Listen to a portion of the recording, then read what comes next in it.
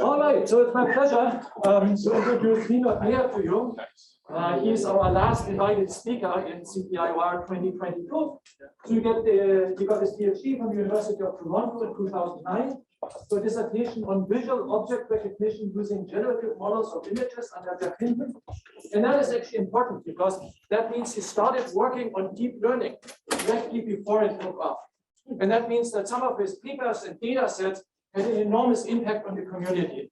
So his ICML paper in 2010, for example, has more than 17,000 citations. That's the total number of citations for me over my lifetime. So he stayed on at the University of Toronto as a postdoc for a little while, but then went to Yahoo, Microsoft, DeepMind, and then very recently transitioned to Google Brain. He's a holder of 4 patents.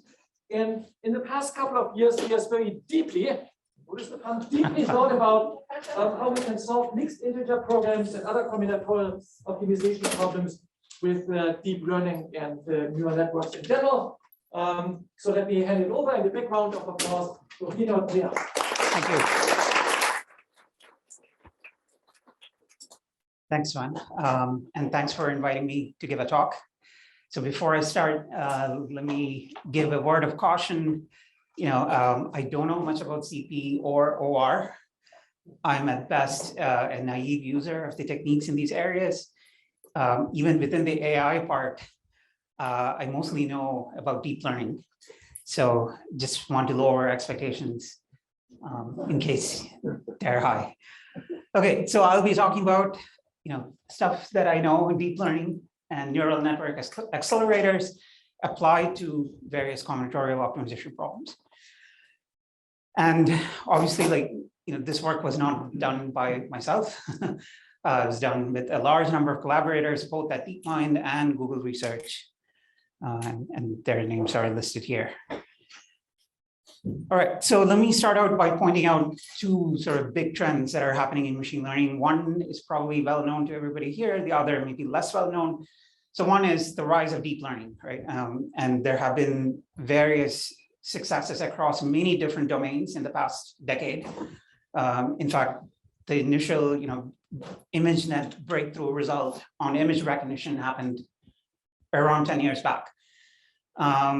And really, deep learning has become the state of the art across speech recognition, image recognition, translation, various games, protein folding, and so forth, where basically entrenched incumbent approaches that have been there for decades have been sort of replaced by deep learning. The other trend that may be less well known is the rise of what are called neural network accelerators. These are very specialized chips that are designed to make neural network computations really fast. So GPUs are one example. In fact, the original ImageNet breakthrough happened because the researchers started using GPUs to train the networks. And since then, for example, Google has come up with a new kind of chip called tensor processing units, or TPUs. And what's special about these chips is that they can make a certain very specific set of operations extremely fast. For example, matrix multiplication, which is one of the main computational primitives for neural networks. So just to give you a sense of how much compute power these accelerators provide, if you look at the latest generation of TPUs, what's called TPU v4, if you put together a cluster of 4,096 of these chips and connect them up with a very high-speed network, its peak performance is more than 1 exaflops, right? So there's a massive amount of compute available via these chips, but only for a very few specific set of operations. So what do these trends imply for combinatorial optimization? So first of all, the rise of deep learning, I think it now allows automatic construction of application-specific algorithms, search algorithms. So just to give you a cartoon version of how that's possible is, suppose you have some application where you have the same basic underlying optimization problem, but you get lots of variance from it because the parameters of the problem keep changing from one instance to the next, right? So think of it as, I don't know, some routing problem that you need to solve multiple times a day, or some kind of resource allocation that you have to do, several times a minute or something. it's the same underlying problem. The semantics stays the same across instances, but the parameters can vary. So these problems are highly related to each other. So it should be possible to learn on sort of past instances such that you can, solve them faster on future instances if they come from the same distribution. Right, so this now starts to look like a machine learning problem, because what you can do is assume some fixed distribution from which these instances are being drawn, train an optimization algorithm on some past instances, and then the future instances shown in green here, you run this learned optimizer. Let me call it a neural optimizer if it's sort of based on a neural network. And hopefully that neural optimizer, because it's so customized to this one particular application, can potentially outperform generic off-the-shelf algorithms, right? And in addition, that optimizer might be using TPUs or GPUs.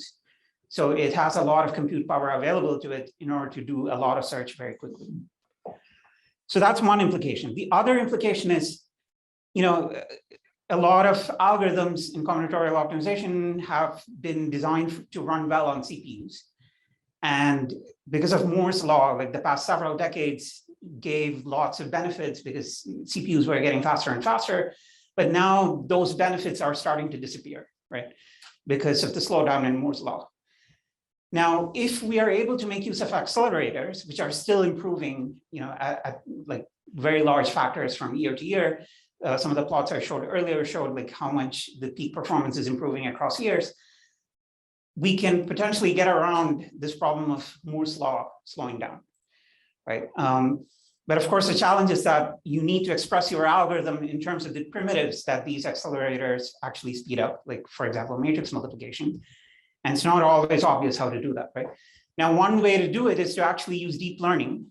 For example, you can use deep learning to sort of distill very expensive search algorithms into its parameters, such that it acts as an approximate version of that search algorithm, right? And now when you run that neural network on TPUs or GPUs, essentially you're converting that underlying search algorithm into a bunch of matrix multiplications, right? And that way you can exploit the compute power of accelerators. Okay, so in this talk, I'm going to show a few examples of these two ideas of using deep learning as well as accelerators to tackle various problems that arise in combinatorial optimization problems. So the initial part, I'm going to be mainly focusing on mixed integer programming, where I will show like how to use neural networks for branching, diving, large neighborhood search, and so forth. And in the end, I'll have a slightly different setting where I'm going to consider maximum satisfiability and like how to apply neural networks in that setting. Now, one thing I want to point out is that all of these approaches that I'm going to talk about are actually hybrid approaches. They're not just pure neural networks. They combine existing algorithms with neural networks in order to get better performance than sort of the classical algorithms by themselves. And even though they are focused on MIPs and SAT, I think the core ideas actually transfer well to even other settings, right? Like there's nothing like very deeply specific to MIPs or SAT in any of these approaches. And you can imagine applying it to other cases as well. All right, the other thing I want to make clear is that there has been a huge amount of work in this area outside of whatever like our group has done. In fact, this area is actually probably more than 25 years old. Like I think one of the initial papers is the Zhang and Dietrich paper from '95. And then several papers followed. And with the more recent revival of deep learning, there has been a lot of work in applying deep learning to optimization problems. And for example, like the work coming out of Andrea Lodi's group and Bistra's group, these have been like very inspiring for the kind of approaches that we've been trying out. And yeah, it's very hard to keep up with the literature. So there is this survey paper from 2018. I'm pretty sure it's obsolete now, but like this is kind of like a reasonable summary of some of the more recent work. All right, so I'm going to first talk about how to do branching and diving with neural networks for mixed integer programs. There is a paper on arXiv. There's some code. It's not the entire implementation, but there is some basic implementation available on GitHub. And there are several data sets that we use in this work. We couldn't open source all of them due to various restrictions, but there's actually one data set that we were allowed to open source, and that's available at the link at the bottom. Okay, I don't think I need to go through this. This is mainly for a machine learning audience, but yeah, basically we're looking at mixed integer programming. And this is also very obvious for this audience. There are sort of, you can think of there being two different tasks when you solve a MIP. One is find a good assignment, and the other is prove some, let's say we're minimizing, we want to prove some lower bound so that we can tell what is the gap between the best known solution and this lower bound. So okay, before I go into our approach, I also want to show some of the data sets that we used in this work. So one of the goals of this effort was to see how well does learning apply to real world combinatorial optimization problems. And by real world, I mean, production applications, right? Because you can use synthetic data sets and you'll get some results. It's never clear whether the results you see on synthetic data sets will ever hold up on real data sets, right? If you go back to the cartoon that I showed where I do some cartoon distribution, I mean, what if there is no structure in that distribution in a real application, and then there's nothing to really learn, right? In that case, machine learning really doesn't have any hope. So ultimately, whether machine learning succeeds or not is really a function of how structured your distribution is. And really the only way to verify this to actually run this on real applications and see what happens.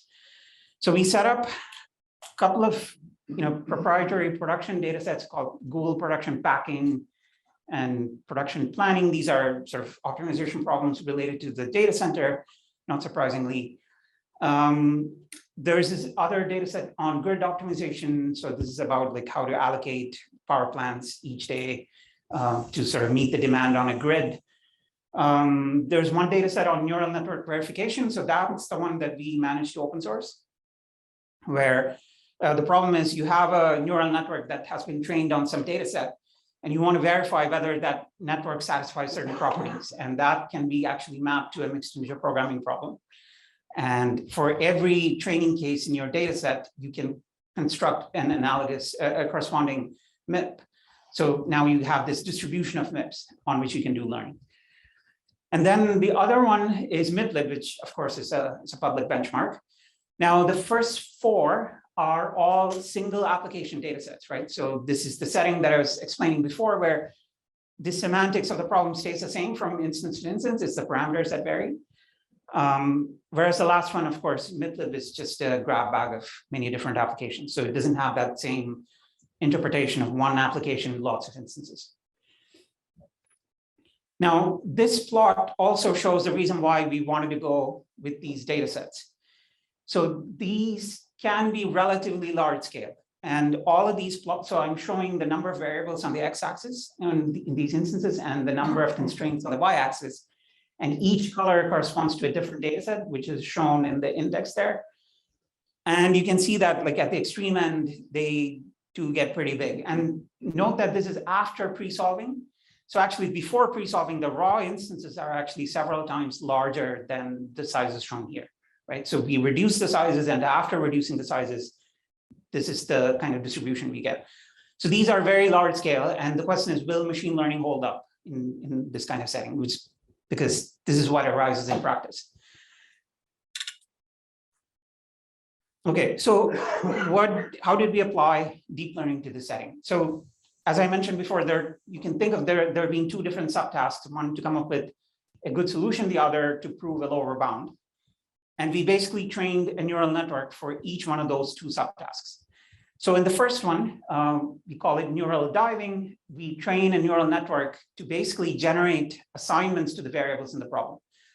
So suppose you only have binary variables in your MIP. What this model basically represents is a distribution p theta of x given the particular MIP that you're interested in. And the way we construct this distribution is that we basically assign higher probability to values of X that have good objective value and low probability to the ones that don't have good objective value, right? Such that when you sample from this model, you should get high quality assignments. So I'll explain how the training happens, but suppose we already construct this neural network. What we can do is then generate k different samples from it. Now, instead of using the entire assignment, what we do is we only fix a subset of the variables that the model generated assignments for. So what that gives us is that we get a set of k smaller MIPs defined in terms of the unassigned variables, which we would then solve using an existing solver. And since that submip will very likely be extremely small, it's okay to use an existing solver. It can be solved very quickly. So that ends up producing k different completed assignments from which we can pick the best one. And that will be the output of the neural diving component. Now, the other part is proving a lower bound, and that basically involves tree search, branch and bound. And the way we use deep learning here is by training a neural network to make variable selections at various nodes in the branch and bound tree.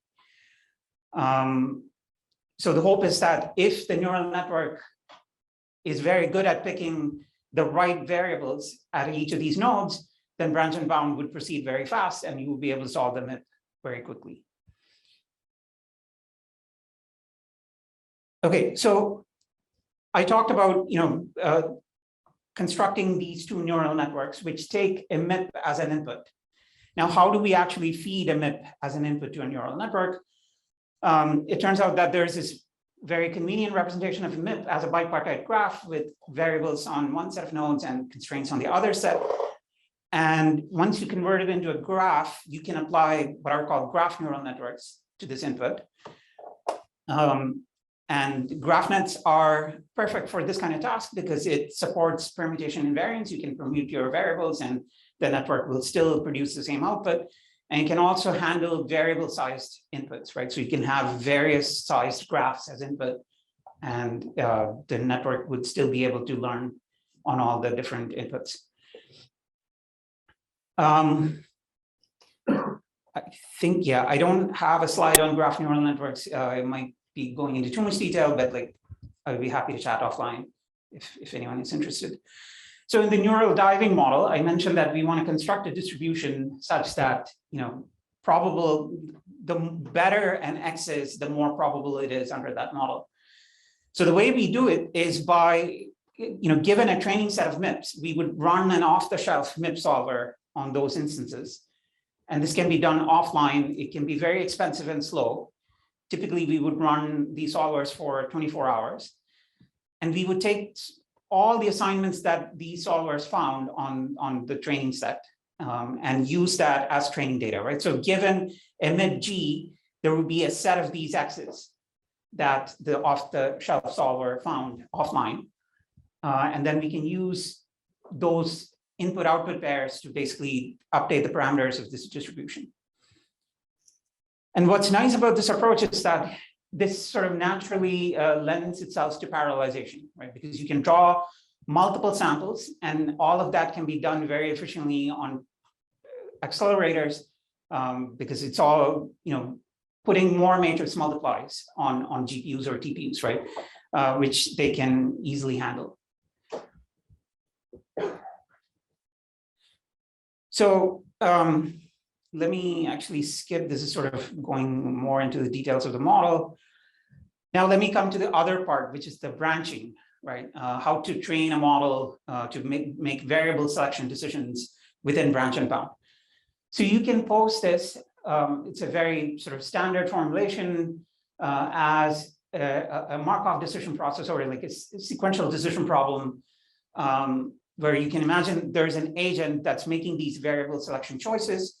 And there's an environment that's taking these choices and sort of growing the branch and bound tree in response, right? So at each step, the environment would send some summary of the current tree back to the agent. And then the agent would look at that summary and then decide how to make a move next, right? So in our case, the environment also selects the particular node at which the variable selection needs to be done. So the agent only needs to look at one particular node and then say at that node, which variable should we branch on next? And this fits into a standard sort of reinforcement learning setup. Although we haven't used reinforcement learning in this particular work, we instead used imitation learning. So all of this is set up using skip. We basically put skip inside the environment and then extracted sort of internal data about the branch and bound tree as features or observations for the agent to make the variable selection choices. All right, so the way we train this branching policy or this variable selection policy is via imitation learning. So it's not RL. So in the case of RL, the agent sort of learns by itself to construct a good policy. Whereas in imitation learning, the assumption is that there is some very good expert policy already available, and the agent only needs to imitate it. So you might ask, why not just run the expert policy itself, right? Like, why construct a neural network to imitate it? So typically what happens is that that expert policy may be way too expensive to run at test time. So instead, what you want is a very fast approximation to that expert. So this relates to the idea I mentioned at the beginning about using neural networks to distill search algorithms, right?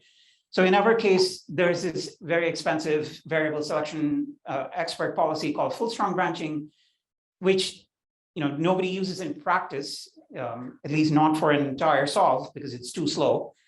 But that's not a limitation if you only want to just generate some training data from it offline, right? So we generate training data from full strong branching, and then use that to train a neural network to essentially construct a fast approximation to it. We use fairly off-the-shelf imitation learning algorithms like behavior cloning and Dagger and so forth. I'll skip that. Okay, so now once we construct these two neural networks, how do we evaluate it? So in standard sort of machine learning setup, we test our models on a held out set of instances, right?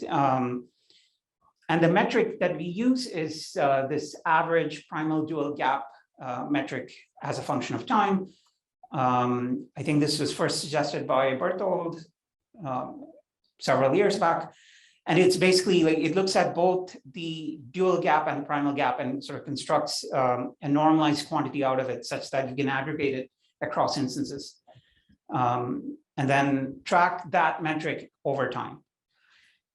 The main baseline we're going to compare against is skip, or a tuned version of skip, where for each data set, we would do a grid search on its meta parameters to make sure that skip is tuned as well as possible for each of the data sets separately, right? So in some ways, this kind of meta parameter grid search is sort of the minimal amount of learning you can apply on a classical solver.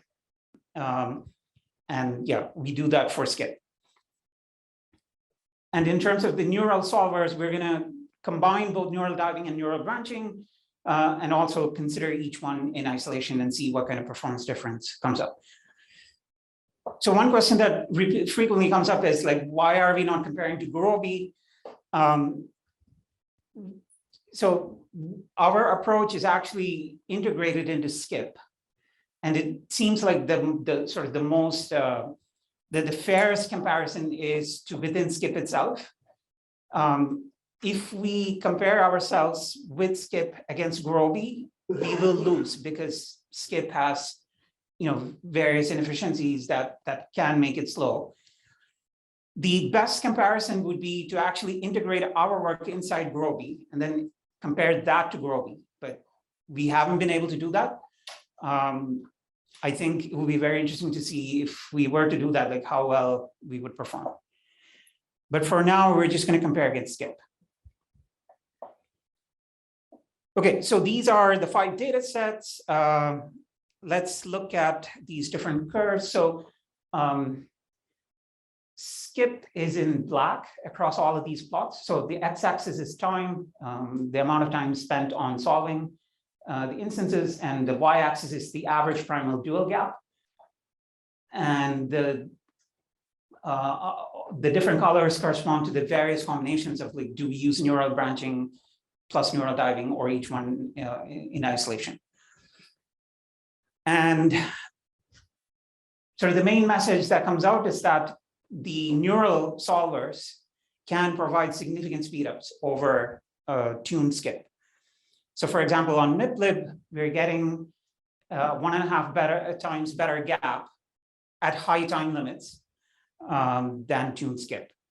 And if you look at, for example, Google production packing, you can see that neural solvers kind of like improve the gap a lot earlier than skip. Although eventually skip does catch up if you give it enough time. And then if you look at verification, so verification is one, like an outlier data set where learning made a huge difference where, yeah, like the improvement in gap is like 4 orders of magnitude. Okay, so that's just a very, if you look at the paper, there are a lot more results. I just want to give sort of the main headline result here. Before I move to the next thing, I just want to quickly throw out one idea that we tried, but we couldn't make it work with skip, but I think there's still value in this approach.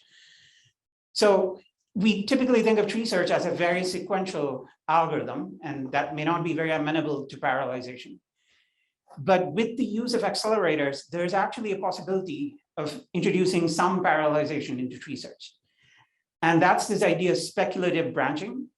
So when you do branch and bound, and you pick a node and you pick a variable at that node, with accelerators and neural networks, you don't need to limit yourself to a single node, because actually computing variable selection decisions at multiple nodes is not a lot more expensive than doing it just for one node. So what you can actually do is pick multiple leaf nodes and feed them all to the neural network and ask it to make variable selection choices at all of those leaf nodes.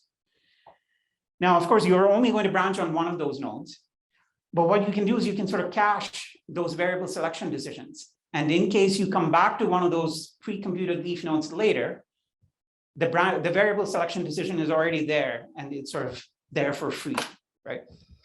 So you can actually save some compute by pre-computing some of these decisions by exploiting the parallelization of accelerators. Anyway, we were kind of in love with this idea. We tried to make it work in skip, but then like, yeah, it was quite painful to do the engineering part of it.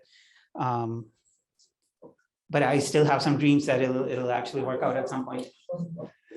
All right, so let me switch to the next part, which is how to do large neighborhood search with deep learning for MIPs. So we're going to extend the work that I explained so far, where we're going to take the neural diving part, and then we're going to do augment it with large neighborhood search.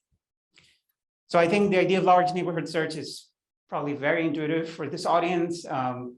You have some initial solution, you select a neighborhood around that solution, you search that large neighborhood to come up with the next point, and you iteratively do this to come up with better and better solutions for your problem. Obviously, it's a very general idea, has been applied across various kinds of combinatorial optimization problems. The critical choices here are, first of all, where do you start? And second, how do you select the neighborhood at any given point? The problem of how do you search a neighborhood may not be that problematic, given that it would typically be a smaller version of the original problem that you started out with. And you can sort of apply an off-the-shelf solver to solve that smaller version of the problem. So really the critical problems are like, where do you start and how do you select the neighborhood at each step? What if we apply neural networks to make these choices? So neural diving, you can think of as supplying that initial solution, right? Now we're going to train yet another neural network that's going to choose the neighborhood at each step of large neighborhood search. So at test time, the loop would run something like this. Neural diving would give x0. And then after that, there's this neural neighborhood selection policy that says, okay, what's the neighborhood at each step? And then we would use an off-the-shelf solver to search that neighborhood specified by the neural network. That gives us a new assignment, and then we repeat this procedure, right? And go back to the neighborhood selection policy, select the next neighborhood. So how do we learn this neighborhood selection policy? Actually, we basically reuse the idea that we used in neural diving, which is you can actually train a generative model to come up with these unassignment decisions that implicitly define what the neighborhood is, right? So suppose there is an expert policy that can give you like perfect neighborhood selections. And those are basically binary choices about the variables, whether to assign or unassign values of the current, the current values of the variables. So assuming such an expert is possible, we can then basically run that expert to collect lots of data about how to unassign or assign variables at any step in large neighborhood search. And now you train a generative model that assigns higher probability to the choices the expert would make. And if that model is trained well, then at test time you can you can draw samples from it, and those should correspond to very good unassignment choices, which end up defining the neighborhood. So what is the expert policy that we end up imitating? It's this local branching MIP that you can set up that says, if you set the maximum radius of the neighborhood, you can formulate a MIP that'll give you the best assignment within that radius. And once you know what that best assignment is, you can infer the unassignment choices from that assignment and use that as training data for the neighborhood selection policy. So this local branching expert, just like in the branching case, it's way too expensive to run, as a practical solver. But if we learn a fast approximation to it using deep learning, then it becomes practical to use it. Okay, so again, what happens when we try out this approach? We're going to again compare to tune skip. This time we're only going to focus on primal gap because this is a primal heuristic. We're only caring about the quality of the solution, not how quickly we can prove optimality. And yeah, we're going to compare that against neural diving. And then this other very strong baseline is to actually, what happens if you don't learn how to select the neighborhood? You just randomly define the neighborhood at each step. And that turns out to be surprisingly effective. And the metric we're going to care about is what's called the primal gap. So it's analogous to the primal dual gap, except we only care about the primal part of it. So we assume there's going to be some best known solution for the MIPs that we are evaluating on, and we can compute that offline by running some solver for a large amount of time, and then see what's the best possible assignment it finds. Let's say run skip for like 24 hours and pick the best solution. So once you know the best known solution, you can, at each time step, compute how far away is the current solution from the best known, right? And use that as an evaluation metric. So again, this was proposed by Berthold in the early 2000s. So does it improve on just using neural diving alone? And it turns out that it makes a huge difference. 1 to 2 orders of magnitude better gaps at high time limits compared to just neural diving. Again, the plots are showing time on the x-axis, average primal gap on the y-axis for the 5 different data sets that we had. And the colors are, again, the same. Black is tune skip. It says skip there. It's actually tune skip. And then the one that we are looking at is red, which is neural diving followed by neural neighborhood selection for large neighborhood search. And you can see that, it turns out the best competing approach is to do random neighborhood selection. And on 3 of the data sets, we do quite a bit better than random neighborhood search. On the other 2, we're comparable. Now, why does neural neighborhood selection improve so much on neural diving? So one of the limitations of neural diving is that it draws samples and to generate partial assignments. And after that, there is no opportunity for it to use any further running time if available, right? Because it's just a one-shot kind of thing. Whereas with large neighborhood search, we can actually keep using whatever available time there is to continue improving the solution. And that's what you actually end up seeing. Like as you see that neural diving alone, which is blue, tends to flatten out at fairly low time limits. Whereas with large neighborhood search, you keep on improving because you can continue improving the assignments. All right, so that's the MIP part. Now I'm going to switch gears and talk about learning a stochastic algorithm, search algorithm for MaxSAT. This is all very simple stuff. So Boolean satisfiability, we have some Boolean formula f of x, and we want to see for some x it'll be true. And it's typically expressed in conjunctive normal form. And so MaxSAT is a generalization where you're trying to see the maximum number of clauses that can be satisfied. Right? All right, so the motivating question for this work was, can we design algorithms that can make use of accelerators, TPUs, that 1 exaflops per second compute power, can we actually direct that power towards these problems? So if you think about trying to translate state-of-the-art algorithms to make them runnable on TPUs, that's going to be very hard because tree search and some of the local search algorithms that are state-of-the-art are not, like, they're very well optimized to run on CPUs, right? And they don't look like matrix multiplication style computations. So how do we actually come up with an algorithm that runs efficiently on TPUs? And that requires a completely different approach. So in response to that question, we proposed this algorithm called RBMSAT, which is a stochastic search algorithm, and it's sort of designed from the ground up to run well on TPUs or GPUs. So the idea is the following. So you're given some formula as input. You want to construct a probability distribution over the variable assignments such that the more satisfying an assignment is, the higher its probability under that distribution. Now, if we can construct such a distribution, then again, if we were to draw samples from it, we should get highly satisfying assignments as the samples, right? Because that's where most of the probability mass lies. And that sampling can be done as a stochastic search, which, at the end of that iterative search algorithm, hopefully we will get highly satisfying assignments. The way we construct this distribution is using something called a restricted Boltzmann machine, which is like, very ancient machine learning technology, deep learning technology from like the 80s and 90s.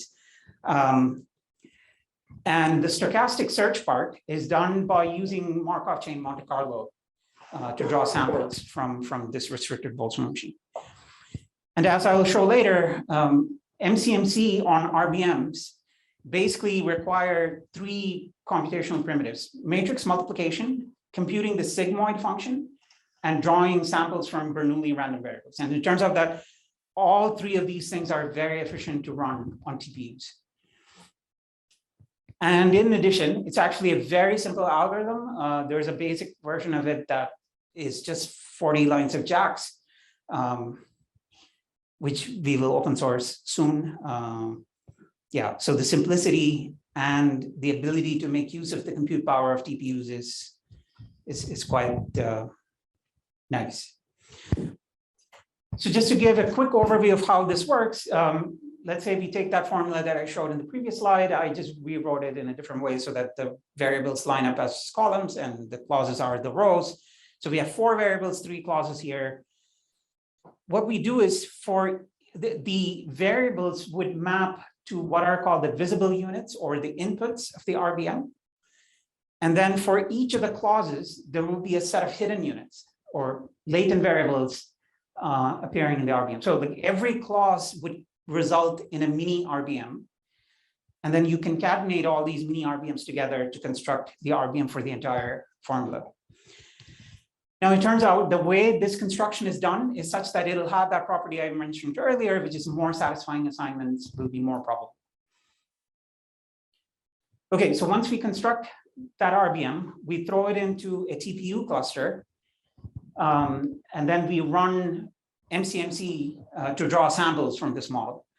And as I said before, the main computational primitive is matrix multiply. And it's also highly parallelizable because you can actually run, as many chains as you would like in parallel to draw multiple samples at the same time. It's also scalable in the sense that suppose you have a huge instance, which would result in like very large matrices that you would have to multiply.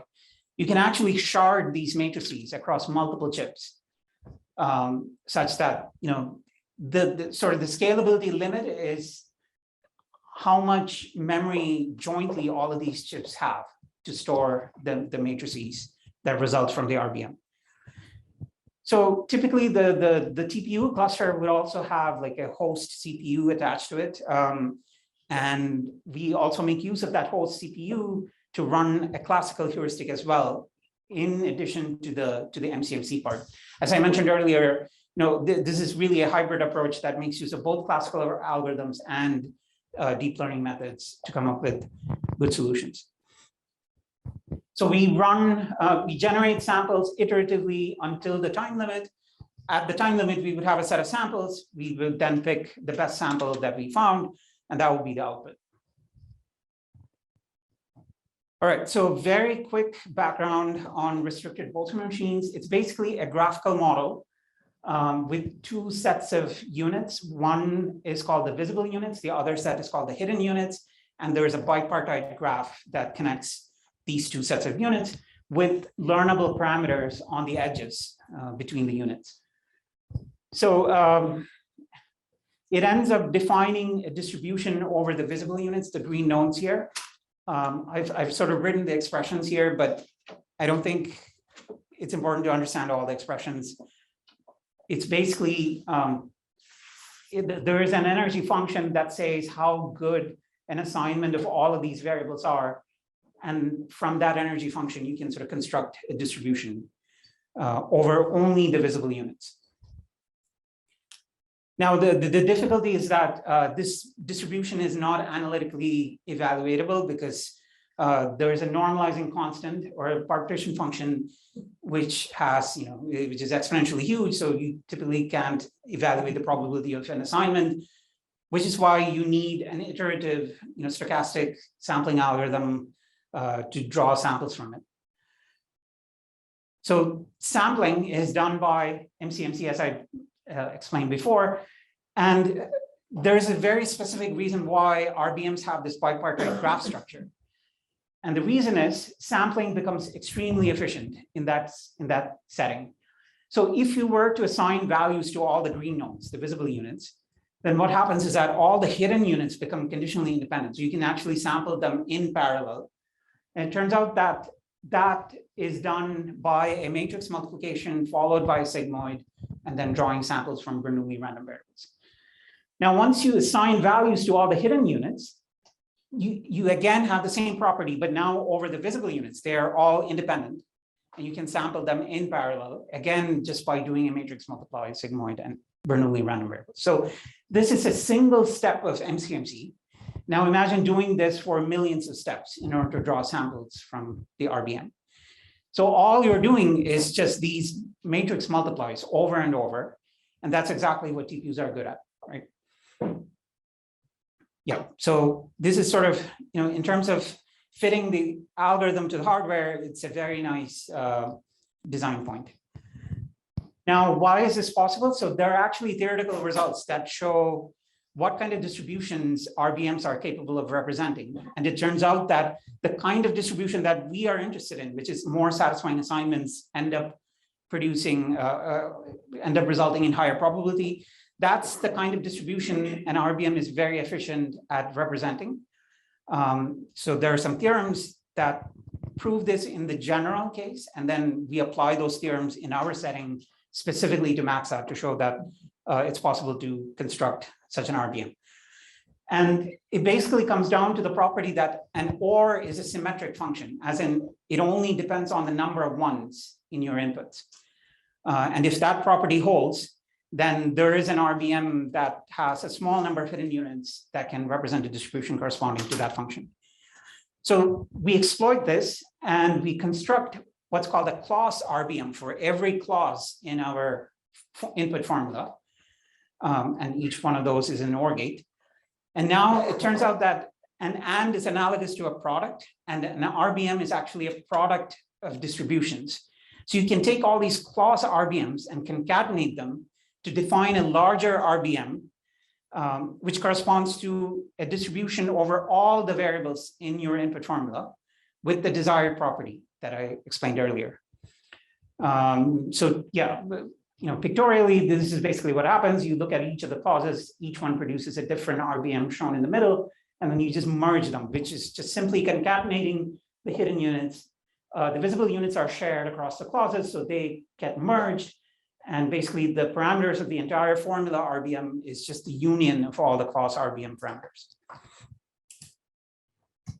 Now, you can actually construct these clause RBMs analytically if you want. But what we found is that it's actually better to train them because it results in RBMs that are more amenable to MCMC. I'll skip over this. Like once we post the paper, all the details will be there. So I mentioned we use a classical heuristic, and that's based on unit propagation. So we use unit propagation as kind of a large search jump operator, right? So at any given step, we have some set of samples from the MCMC. And what we can do is we can fix the assignments for some of the variables and unassign the rest. And now run unit propagation to fill in the unassigned variables. So that results in potentially very different assignments after you run unit propagation on it. There is a paper that goes into the details of this because this was sort of some previous work done by our group. I'll skip over the details for now. And we periodically run this heuristic in addition to the MCMC running on the TPU cluster. All right, so how do we evaluate? We looked at the last 4 MaxSAT competition instances. Here, our implementation is not sort of super engineered to handle any sized instance. So we do have some size limitations due to the implementation, not due to the algorithm. So we do filter out any instance that have a clause size more than 7 or more than 10,000 variables or 100,000 clauses. So the problems are not tiny. They're still reasonably large, but there are much larger problems in these competitions that we don't currently evaluate on. We use the same time limit as a competition, 300 seconds, and we use the same evaluation metric called average incomplete score. It's basically how close is your solver to the best known number of unsatisfied clauses. So the closer you are, the closer the score will be to 1. And the further you are, your score will be closer to 0. So higher is better. Now, the competition solvers, they all run on CPU. RBMSAT obviously is using TPUs and a host CPU in addition. So this is not a fair comparison in terms of the hardware resources. At this stage, our aim is not to do like a super controlled experiment. We just want to show that this idea has some merit. So we just want to know, like, can we get average incomplete scores that are comparable to the best solvers in these competition while ignoring this hardware difference, right? And it's not even clear like how you bridge this difference of CPU versus TPUs. I mean, we can give TPUs to the competition solvers, but obviously they can't use them. Yeah, so it's an unfair hardware comparison. So treat the results with keeping that in mind. So it turns out we get the best average incomplete score across all the 4 years that we tried out on, and the RBMSAT results were computed by using a cluster of 64 TPU chips running in parallel. And these other solvers are basically like tree search and local search algorithms that participated in these competitions, and their results are publicly available, which is why we're able to compute what their average incomplete score would be. So that's interesting that there is some possibility of doing well with this approach. This is showing some scaling. So like, for example, if you look at the plot here on the right, it shows how the average incomplete score improves with more TPUs. Now, for this subset of problems that we tried out, it doesn't look like having lots and lots of TPUs actually is helping, probably because we are already getting sort of close to the best results. And maybe there isn't a huge amount of room for improvement, even if you throw more TPUs at it. But there is, some kind of a diminishing returns type behavior as you add more TPUs to the cluster. All right, so if you were to do some kind of an ablation where you remove these components, various components in our algorithm, what happens? Suppose you drop the unit propagation part that I explained before. Obviously, the results do get worse. If we were to not do MCMC and just do random sampling, right, would we get the same performance? And there, the performance degrades even further. If we were to just run unit propagation by itself without any sampling, yeah, it becomes terrible. Now, this idea can actually be extended to SAT. Obviously, SAT, it already applies. It can also be applied to sharp SAT. So it turns out that sharp SAT would correspond to estimating the partition function or the normalizing constant of an RBM. And there are existing sampling algorithms that can estimate that. So there is a possibility of applying this to sharp SAT as well. All right, so that's all I wanted to cover. I know it was a lot, but maybe like the key takeaways I want to sort of put in your heads is that I think deep learning and accelerators are going to have a huge impact on combinatorial optimization. At some point, I think it could turn into one of those nature covers I showed at the beginning, where, yeah, they significantly improve over the classical approaches. The main attraction is that you can sort of automatically construct these application-specific heuristics or search algorithms, and the possibility that you're not limited by slowing if Moore's law. And it's very encouraging that even on production problems, we're getting like very good results. So it looks super promising. Now, there's one topic that I didn't bring up, which actually is extremely promising in the future, which is reinforcement learning. In fact, combinatorial optimization has like a very natural mapping to a reinforcement learning problem. Ultimately, that's what we want to do, except, and we have obviously at DeepMind, we have tried quite hard to apply RL to these problems. There are, I think, several sort of fundamental research challenges that need to be addressed before they can have a huge impact on real world optimization problems. Things like exploration, and what happens if your reward signal is sparse, and how do you handle very large action spaces and so forth. Like, so without like significant progress on those topics, I think it'll be hard to apply RL to combinatorial optimization. But I think ultimately in the long run, I think this is the right approach. All right, I'll stop at that. Thank you.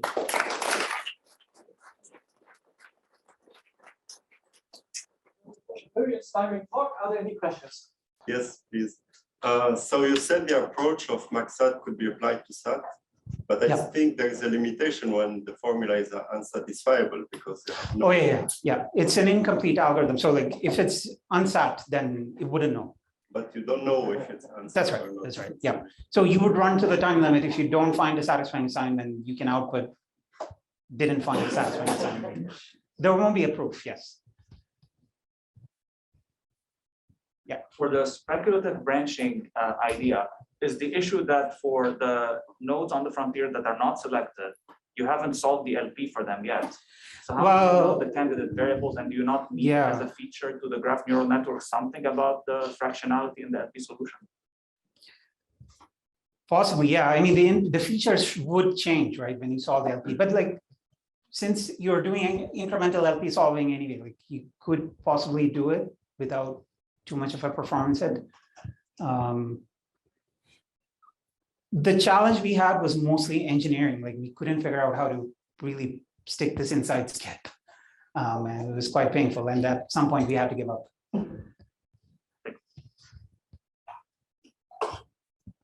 There was a question in the back or no? Okay, right.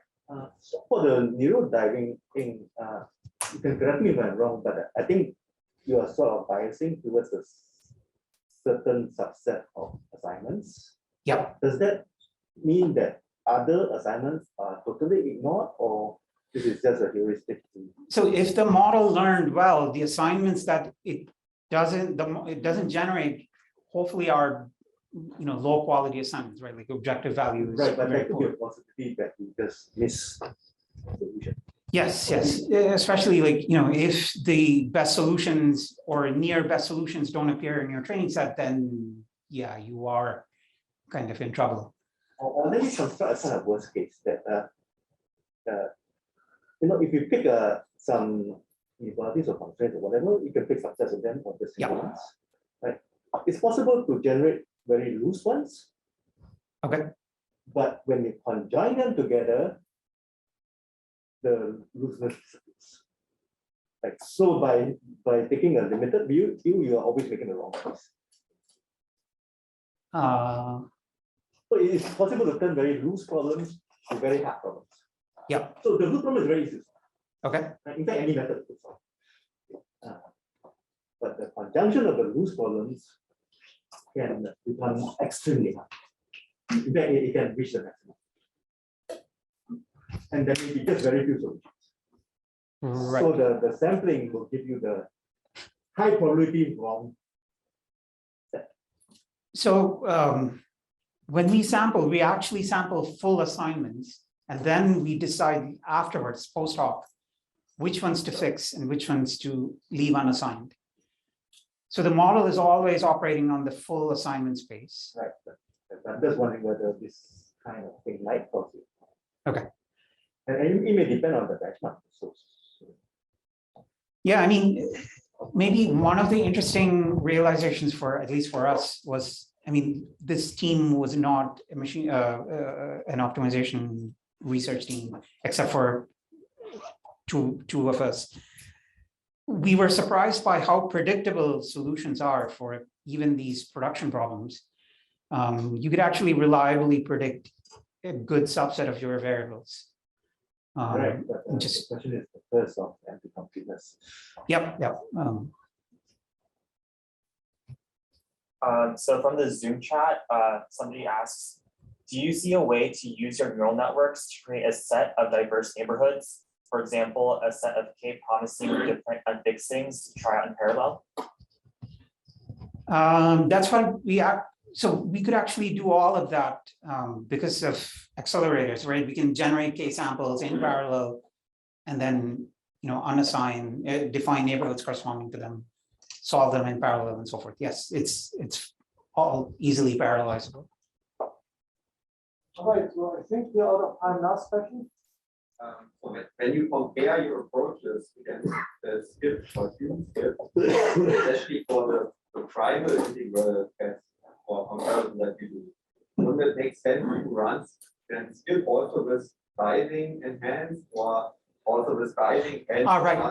Oh yeah, good point. So in the second part, when we did the primal gap comparisons, by tune skip, what we mean is all the metaparameters have been tuned to improve the primal gap. So we're asking skip to act as much as possible as a primal heuristic. Now we could go all the way to the extreme and say, like, just run a primal heuristic, right? Yeah. So let's thank our speaker again.